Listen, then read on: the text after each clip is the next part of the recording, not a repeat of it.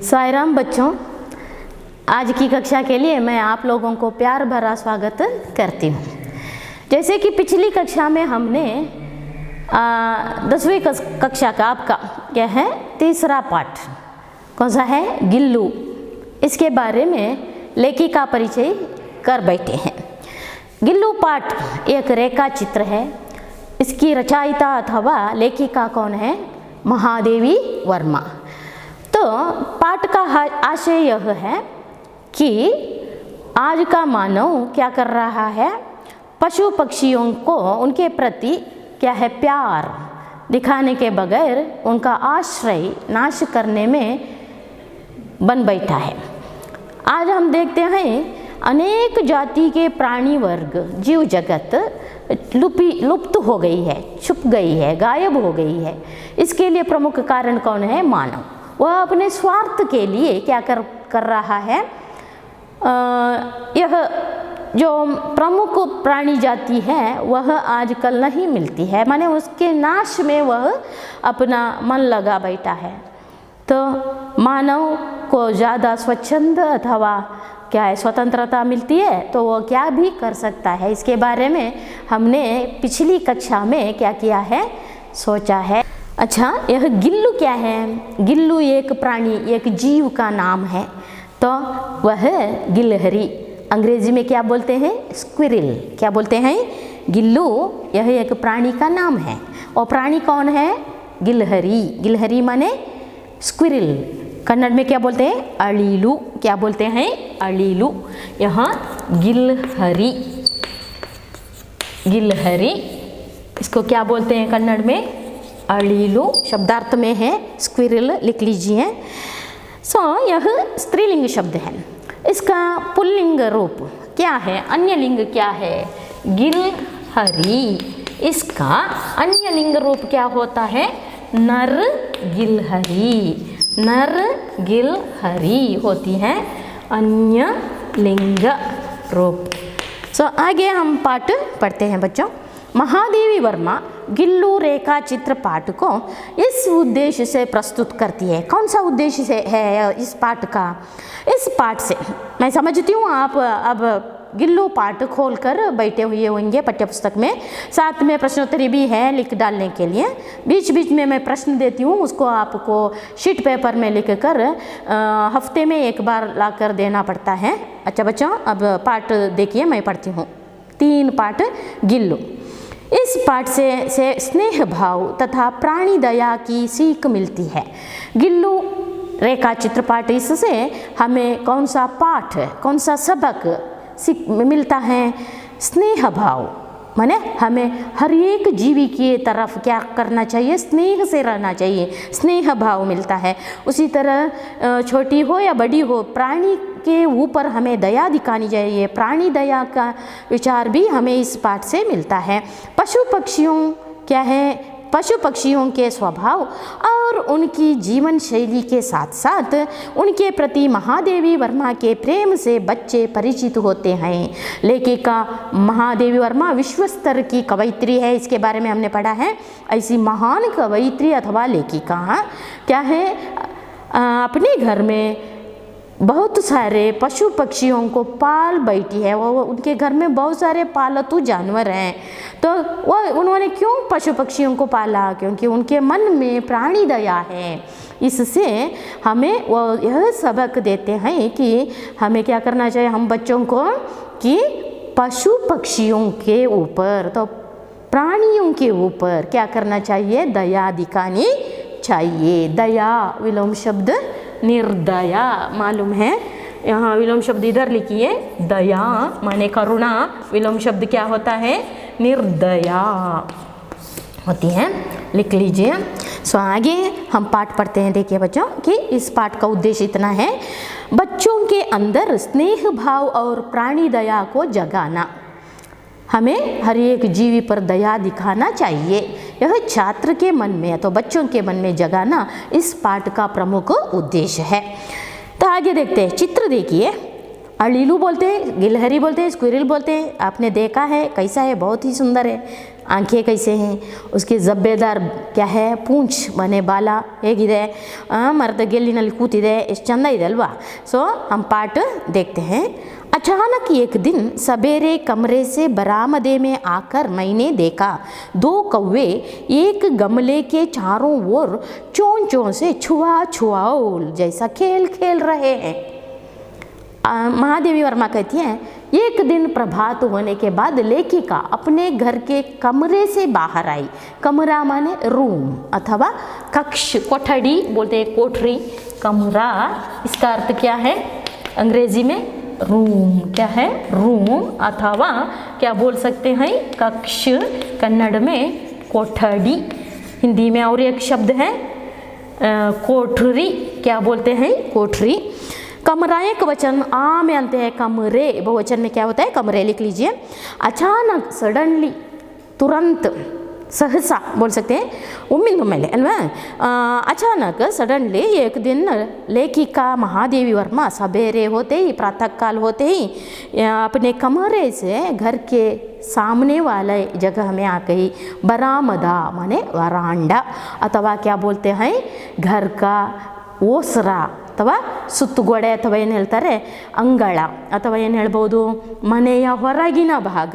उसको क्या बोलते हैं? बरामदा, जगलिगिंತ ಹೊರಗಿನ ಭಾಗ. आकर देखा, मैंने देखा 2 कौवे थे. कौवा माने कागे. कौवा माने क्या है? कागे. कौवा क्रो.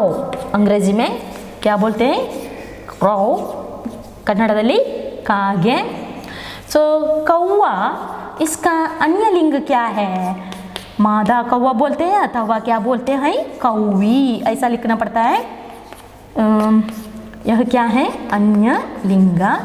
तो एक दिन सुबह होते ही लेखिका महादेवी वर्मा अपने घर से बाहर, बरामदा है अथवा सिट आउट वेरांडा बोलते हैं, वहाँ आकर देखती है 2 बड़े बड़े कौवे क्या करते थे, एक गमले के चारों ओर चोंचों से चुआ चुआउल का खेल खेल रहे थे.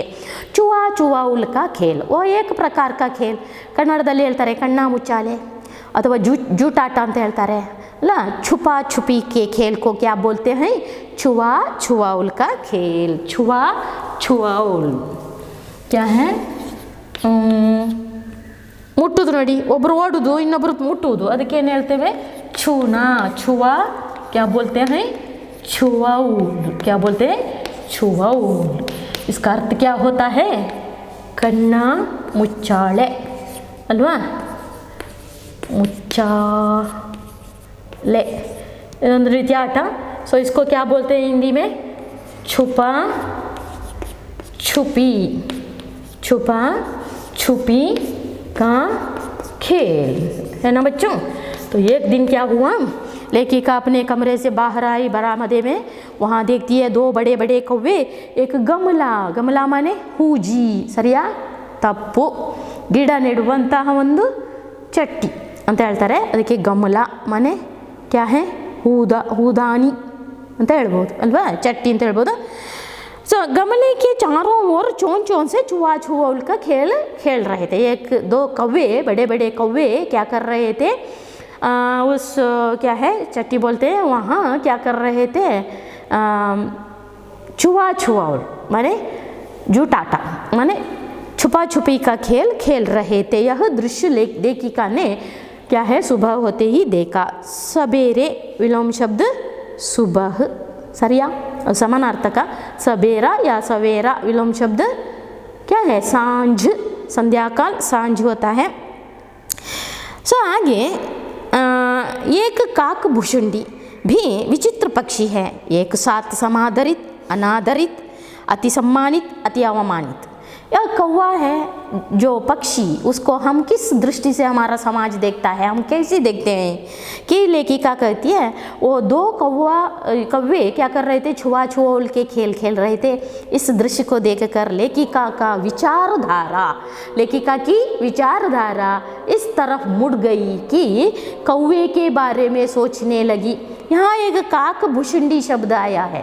काक भुषुंडी माने पुराण काल में कौवे लोगों का कौवे क्या है, पक्षियों के गुरु के नाम से पूजा जाता था।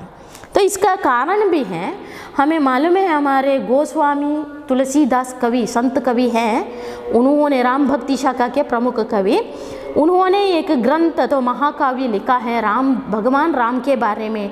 वह उसका नाम क्या है, रामचरित मानस। उस रामचरित मानस में 7वें सर्ग अथवा 7वें अध्याय, 7वें सर्ग में एक कांड आता है, अयोध्या कांड बोलते हैं। क्या है, अयोध्या कांड। तो तुलसीदास के स्वामी कौन है, श्री राम के प्रति भक्ति भाव लोगों के मन में प्रसार करने तो उत्पत्ति करने में यह काक अथवा कौवा क्या कर रहा था, प्रयत्न कर रहा था, अथवा राम भक्ति को प्रसार करके अनेक राम भक्त जनों का संगठन कार्य में इन्होंने नेतागिरी निभाई थी, इसलिए काक भुषुंडी कहते हैं। तो पुराण काल में कौवे को क्या किस नाम से पूजा जाता था, पक्षियों के गुरु के नाम से उसको पूजा जाता था। आगे लेखिका यहाँ कहती है कौवे के बारे में आपका राय क्या है, आपका मत क्या है, क्या वो सुंदर है, नहीं। उसका स्वर क्या सुंदर है, नहीं, वह कर्कश है। कौवे का स्वर क्या है, कर्कश है, देखने में वो सुंदर नहीं है, फिर भी इसको गुरु का स्थान मिला है राम भक्ति का प्रसार करने के कारण।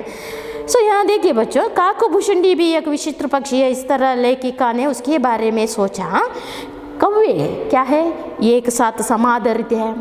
कुछ संदर्भ में ये कौवे क्या होते हैं, हम लोगों से सम्मान पाते हैं, गौरव पाते हैं, आदर पाते हैं। कब सोचिए ನೋಡಿ, ತಿಥಿ ಕಾಲ ಅಥವಾ ಶ್ರಾದ್ದ ಕಾಲ ಅಂತ ಹೇಳ್ತಾರೆ, ಆವಾಗ ಈ ಕಾಗೆಗಳನ್ನು ಕರೆದು ಅದಕ್ಕೆ ಪಿಂಡಾನ್ನವನ್ನು ಕೊಡ್ತಾರೆ ಅಲ್ವಾ, ಶ್ರಾದ್ದ ಬಡಿಸುವವರು ಅಲ್ವಾ. ಯಾಕಂದರೆ ಕಾಗೆಯನ್ನು ನಾವು ಯಾವ ರೂಪದಲ್ಲಿ ಯಾವಾಗ ಗೌರವಿಸ್ತೇವೆ ಅಂದರೆ ನಮ್ಮ ಹಿರಿಯರ ರೂಪದಲ್ಲಿ ಗೌರವಿಸ್ತೇವೆ ಅಲ್ವಾ.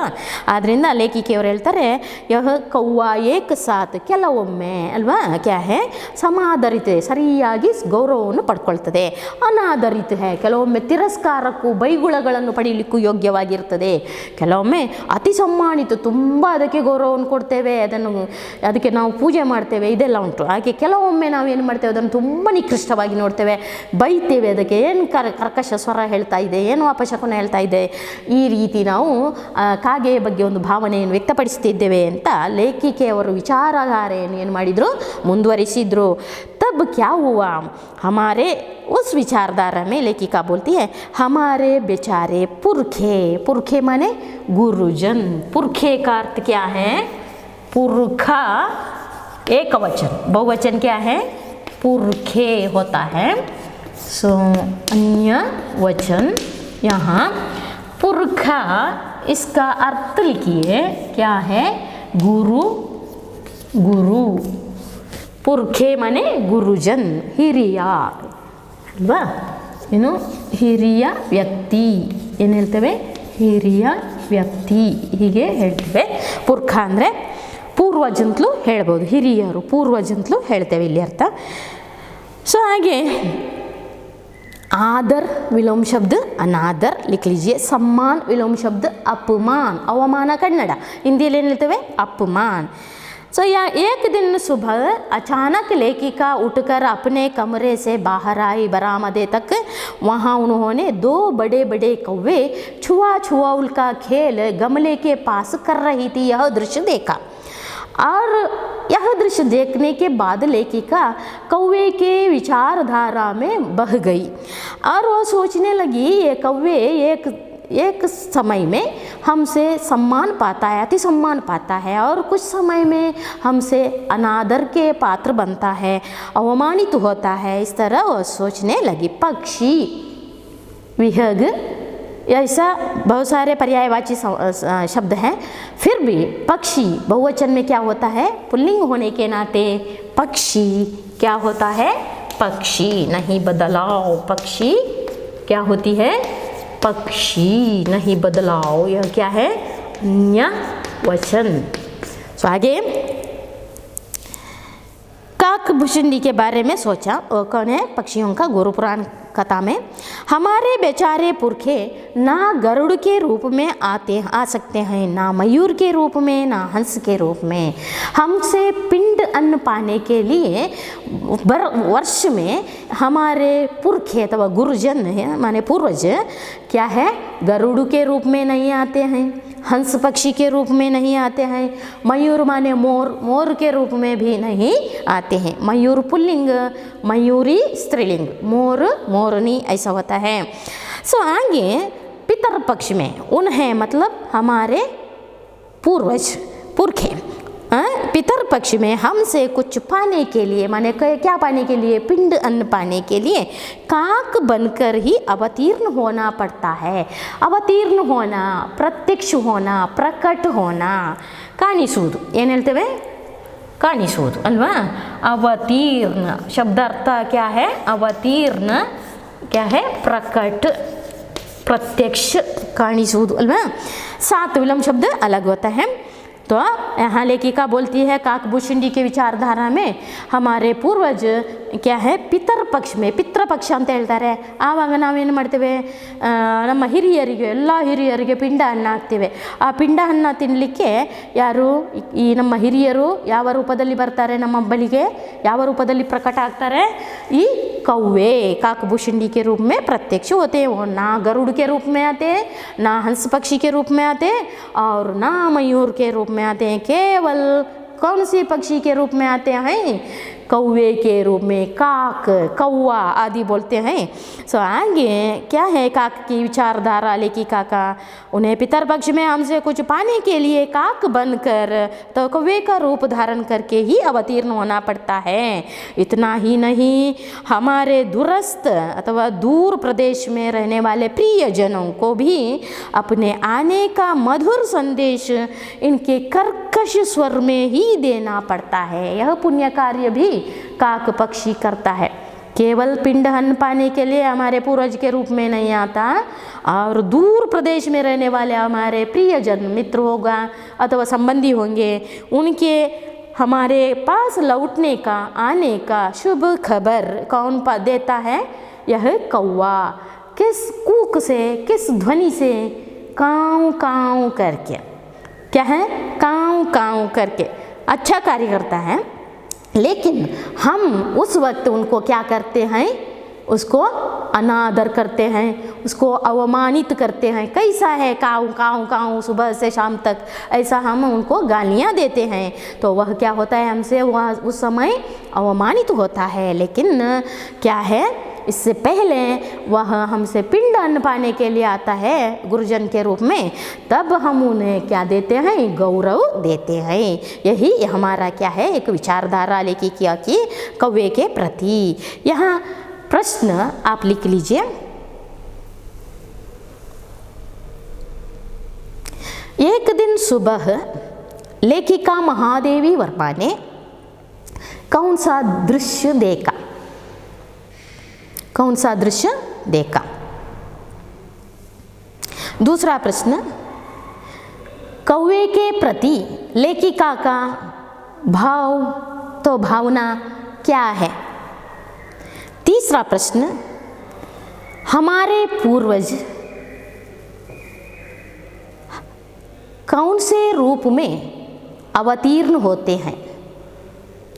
एक जोड़िए, पितर पक्ष में हमारे पूर्वज कौन से रूप में अवतीर्ण होते हैं, हो गया। चौथा प्रश्न, कौवे का कूक अथवा ध्वनि क्या है, कौवे का ध्वनि क्या है। उसी तरह पांचवा, कर्कश शब्द का विलोम शब्द क्या है, कर्कश शब्द का विलोम शब्द क्या है। अच्छा बच्चों, एक पूर्ण करते हैं। क्या है, दूरस्थ माने दूर प्रदेश में रहने वाले प्रियजनों की खबर भी हमें यह काक पक्षी अपने कर्कश ध्वनि में माने मधुर नहीं, कोयल की ध्वनि क्या है, मधुर होती है, ಕಿವಿಗೆ ಇಂಪಾಗಿರ್ತದೆ, ಅದಕ್ಕೆ ಮಧುರ್ ಅಂತ ಹೇಳ್ತೇವೆ। ಆದರೆ ಕಾಗೆ ಧ್ವನಿ ಕಾವು ಕಾವು ಯಾವಾಗಲೂ ಕರ್ಕಶ, ಅಷ್ಟು ನಮಗೆ ಹಿಡಿಸೋದಿಲ್ಲ ಕಿವಿಗೆ, ಅಂದರೆ ಕರ್ಕಶ। सो कर्कश विलोम शब्द क्या होता है, मधुर। लिख लीजिए, कर्कश मैंने मालूम पड़ा विलोम शब्द मधुर। सो आगे इस समय हम उसको अपमानित करते हैं। दूसरी ओर हम कौवा और काँव काँव करने का अपमानता के अर्थ में ही प्रयुक्त करते हैं। तो सुबह से शाम तक लगातार कौवा क्या करता है, हमारे घर के सामने वाले पेड़ में बैठकर काँव काँव काँव करता है। तो कौवे का कूक अथवा ध्वनि क्या होती है, काँव काँव। वहाँ देखिए बच्चों, काँव काँव योजक चिन्ह लगा कर लिखा है, वह क्या होता है, वह द्विरोक्ति। तो मालूम पड़ा इतना। सो आज हमने इतना देखा कि गिल्लू पाठ के द्वारा लेखिका महादेवी वर्मा बच्चों के मन में प्राणी दया का भाव, स्नेह भाव क्या करना, बिताना चाहती है। माने स्नेह भाव से हमें जीवन बिताना है और प्राणी दया करनी है। प्राणियों के ऊपर हमें क्रूरता व्यक्त करना नहीं, दया दिखानी है। इसके बारे में छात्र तो विद्यार्थियों के मन में एक भावना पैदा करना चाहती है। एक दिन वो कहानी बोलती है, अपने कमरे से सुबह होते ही उठकर बाहर आती है बरामदे तक। वहाँ वह देखती है दो बड़े बड़े कौवे बरामदे के सामने रखी, मने उनके चहर दीवारी ಸುತ್ತುಗೋಡೆ ಅಂತ ಹೇಳ್ತಾರೆ, ಕಾಂಪೌಂಡ್ ಅಲ್ವಾ, ಅಲ್ಲಿ ಮತ್ತು ಅಂಗಳ ಇದರ ನಡುವೆ ಇಟ್ಟಿರುವಂಥ ಒಂದು ಏನು ಚಟ್ಟಿ ಅಂತ ಹೇಳ್ಬೋದು, ಹೂ ಕುಂಡ ಅಲ್ವಾ, ಹೂದಾನಿ ಎಲ್ಲ ಹೂಕುಂಡ ಹೂದಾನಿ ಅಂತ ಹೇಳ್ತಾರೆ। ಸೊ ವहाँ ಗಮಲ क्या बोलते हैं, गमला गमले होता है, डॉट रखना नहीं। ಹೂ ಕುಂಡದ ಹತ್ತಿರ ಏನು ಮಾಡ್ತಿದ್ವು, ಎರಡು ದೊಡ್ಡ ಕಾಗೆಗಳು ಸುತ್ತು ಬಂದು ಏನೋ ಆಹಾರ ಹುಡುಕುತ್ತಿದ್ವು ಅಲ್ವಾ। दो बड़े बड़े कौवे वहाँ गमले के चारों ओर सुत्तलू अल्वा छुआ छुआ उल्का खेल खेल रहे थे। इसे देखकर लेखिका को आश्चर्य हुआ और वह सोचने लगी, यह कौवे क्या है, हमसे कुछ संदर्भ में अत्यंत सम्मानित व गौरव पाते हैं, कुछ संदर्भ में अत्यंत अपमानित भी होते हैं। आगे उनकी विचारधारा काका के पक्षी के ऊपर बढ़ती है और वह बोलती है, सोचती है कि हमारे पूर्वज पितर पक्ष में हमारे सामने प्रकट होते हैं, प्रत्यक्ष होते हैं अथवा अवतीर्ण होते हैं। किस रूप में, ना कि गरुड़ के रूप में और ना ही मयूर के रूप में और ना ही हंस पक्षी के रूप में, केवल कौवे के रूप में। इसका कारण क्या है, कौवे को एक प्रधान स्थान है कि पुराण कथा में बोलते हैं यह काकभूषिंड अथवा कौवा पक्षियों का गुरु कहलाया करता था। इसका कारण मैंने आपको एक कहानी बोली है, हमारे गोस्वामी तुलसीदास जो राम भक्ति शाखा के प्रमुख राम भक्त तुलसीदास ने अपना महाकाव्य रामचरितमानस के 7वें अध्याय में आने वाला क्या है, अयोध्या कांडा में राम श्री राम के प्रति अनेक भक्त जनों को सृष्टि की, अर्थात लोगों के मन में राम के प्रति भक्ति जगाई है। यह पुण्य कार्य करने के नाते इस कौवे को पुराण कथा में पक्षियों के गुरु का स्थान मिला है, यह मैंने बोला। सो ऐसा महान स्थान पाने वाला कौवे के रूप में हमारे पूर्वज पितर पक्ष में हमारे सामने आते हैं। क्यों, हमारे हाथ से कुछ पाने के लिए, अंदर पिंड अन्न को क्या करने के लिए, पाने के लिए आते हैं। उतना नहीं, हमारे दूर प्रदेश में रहने वाले हमारे प्रियजन, हमारे बंधु हो, हमारे मित्र हो, इनके वापस हमारे पास आने की खबर भी यह पक्षी देती है। इसलिए वह सुबह से शाम तक क्या करता है, अपने कर्कश ध्वनि से काँव काँव करता रहता है। लेकिन वह अच्छा कार्य करता है, लेकिन हम उसके प्रति अपमान करते हैं। वह क्या सुबह से शाम तक काँव काँव कर्कश ध्वनि प्रकट कर रहा, व्यक्त कर रहा है, इसलिए वो अति अवमानित तब होता है, लगातार काँव काँव करके कर्कश ध्वनि को व्यक्त करने से वो अपमानित होता है। लेकिन पितर पक्ष में हमसे पिंड अन्न पाकर वह सम्मानित भी होता है। इस तरह विचारधारा बढ़ने लगी लेखिका की। इतना है। तो प्रश्न आपने लिखा और शीट पेपर में आप लिख कर मुझे वीकली अथवा हफ्ते में आकर भेज दीजिए और वहाँ दीजिए। और प्रश्नोत्तरी मैं बाद में आपको भेजती हूँ। अभ्यास में पाठ के अंत में आपको प्रश्नोत्तरी भी लिखना पड़ता है। आपको होता है तो प्रश्नोत्तरी प्रश्न पढ़कर लिख लीजिए। अच्छा बच्चों, आज के लिए काफ़ी है। सायरा।